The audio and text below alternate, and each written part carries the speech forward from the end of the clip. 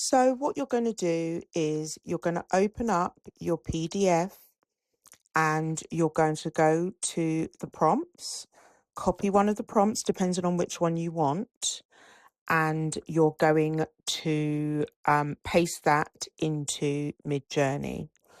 When you're pasting into Midjourney, if it's the replica one, it's because you want to make it as close to what you've seen in the images as possible.